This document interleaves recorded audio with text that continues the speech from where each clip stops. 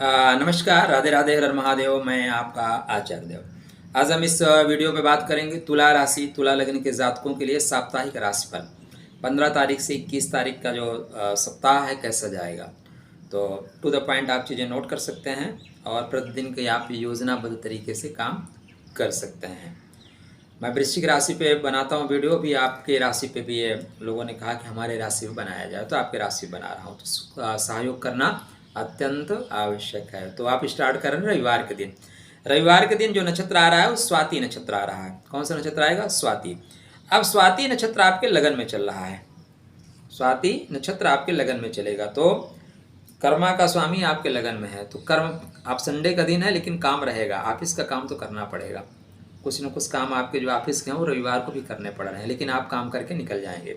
कुछ चीज़ें मनोवांछित आपके साथ नहीं हो रही हैं क्योंकि राहु का नक्षत्र है और राहु महाराज आपके कुंडली में इस समय सप्तम भाव में चल रहे हैं। तो कुछ चीज़ें डिस्कनेक्ट हो रही हैं, कुछ कटिंग हो रही है। तो इस दिन क्या है? नवरात्रि का आरंभ है, इसलिए शक्ति स्थापना करिए। राहु की एनर्जी बहुत अच्छे से कनेक्ट होगी। नवरात्रि इसी दिन आरंभ हो रही है तो आदिशक्ति जगदम्बा की आराधना करना श्रेष्ठ परिणाम देगी। घट स्थापना जरूर करिएगा। शैलपुत्री माता की आराधना करना आपके लिए बेहतर होगा। रविवार का दिन बेहतर जाएगा। सोमवार को देखें तो सोमवार को आपके लगन में और आपके फिर द्वितीय भाव में चंद्रदेव प्रवेश करेंगे, जिसका नाम होगा विशाखा। दो तरफ मन भागेगा, कुछ अड़चने आएंगी। खान पान में विशेष ध्यान रखना पड़ेगा। पॉइंट क्या आ रहा है?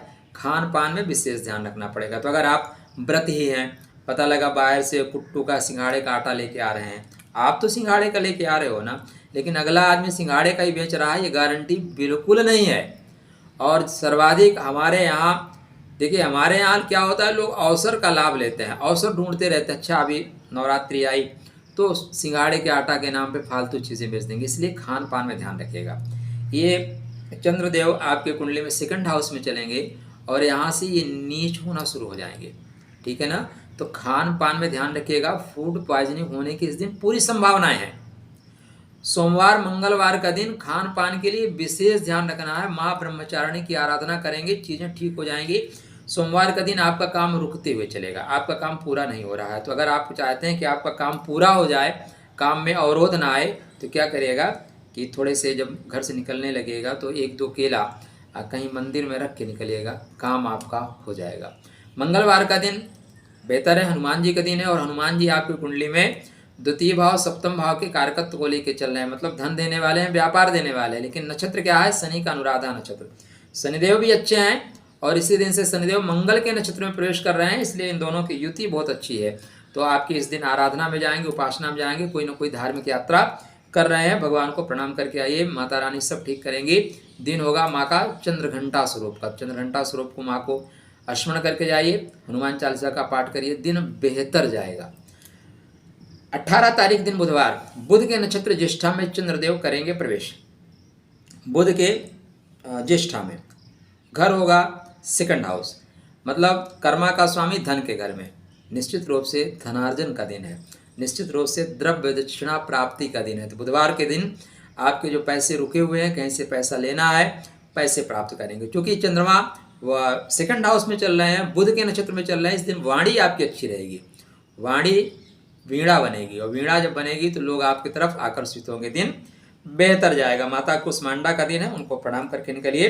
गणेश जी को दूर्वा चढ़ाते हुए ओम गम गणपतये नमः करते हुए आगे निकलिए, बेहतर परिणाम मिलेगा। 19 तारीख को देखेंगे तो चंद्र महाराज फिर आपके तीसरे घर में और अपने से छठ में जाएंगे। राशि से तीसरे होंगे लेकिन अपने घर से छठ में जाएंगे। पॉइंट को समझिएगा। किसी ने एक पॉइंट दिया था कि आप कहते हैं सीखते चलें, तो आप पूरा डिटेल में बताइए कौन ग्रह नक्षत्र कैसे बनते हैं, कौन राशि पे कितने पार्ट में जाते हैं। देखो दोस्त, कोशिश करेंगे कि समय मिलेगा तो उसकी चर्चा करेंगे, लेकिन वो जो आप बात कर रहे हैं ना बहुत बृहद है। अगर वहाँ तक लौटना मुमकिन हुआ तो लौट के मैं कोशिश करूँगा कि वीडियो बनाऊँगा।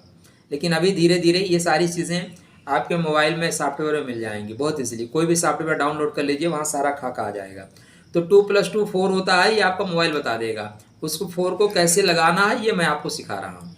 मैथमेटिक्स तो मुझसे बेहतर मोबाइल आपको बता देगा, लेकिन उसको एक्सरे रिपोर्ट आपके पास आ गई ना, अब एक्सरे रिपोर्ट को कैसे देखना है मैं ये चीज़ें बता रहा हूँ।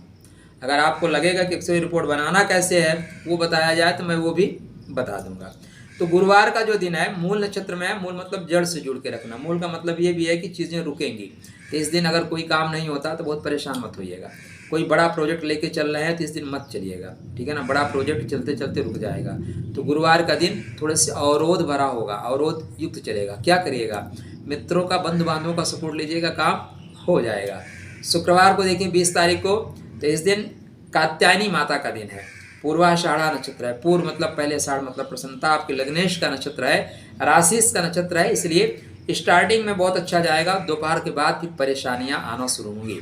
तो शुक्रवार को कुछ काम करना है तो स्टार्टिंग में कर लीजिए 12-1 बजे तक, क्योंकि बाद के काम पेंडिंग में चले जाएंगे, बाद के काम अवरोध युक्त हो जाएंगे। कात्यायनी माता का दिन है, उनको प्रणाम करके चलिए, बेहतर होगा। घर से निकलिए, थोड़ा सेंट या परफ्यूम मार के निकलिएगा, परिणाम बेहतर मिलेगा।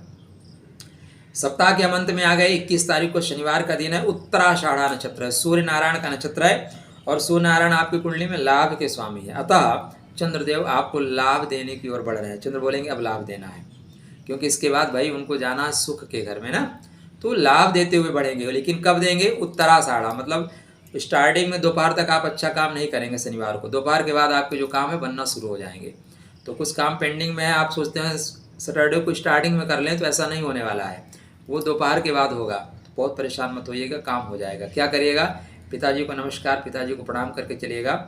सूर्य नारायण को प्रणाम करना बेहतर परिणाम होगा। कालरात्रि माँ का दिन है, माँ कालरात्रि का दिन है, ये आराधना उपासना का दिन। माँ कालरात्रि सभी परेशानियों को खत्म कर देती हैं। तो माँ इस बार हाथी पे सवार होकर आ रही हैं। हाथी क्या है, सौभाग्य का प्रतीक है। तो 9 दिन जो है शक्ति आराधना के हैं। शक्ति आराधना अवश्य करिएगा, क्योंकि शक्ति ही तो है जो संसार में परिवर्तन ला देती है, जो जीवन की समस्याओं को खत्म कर देती है। तो चलिए, ये साप्ताहिक राशिफल आप लोगों की राशि पे कैसा लगा आपको कमेंट करके बताइएगा। अगर आपको अच्छा लगता है, आप चाहते हैं कि ये जो मैंने आज स्टार्ट किया है इसको अगले हफ्ते भी रखूं, तो कमेंट करके बताइएगा ज़रूर, तभी वीडियो बनेगा। नहीं तो फिर मैं यहीं पर रुक जाऊंगा। राधे राधे।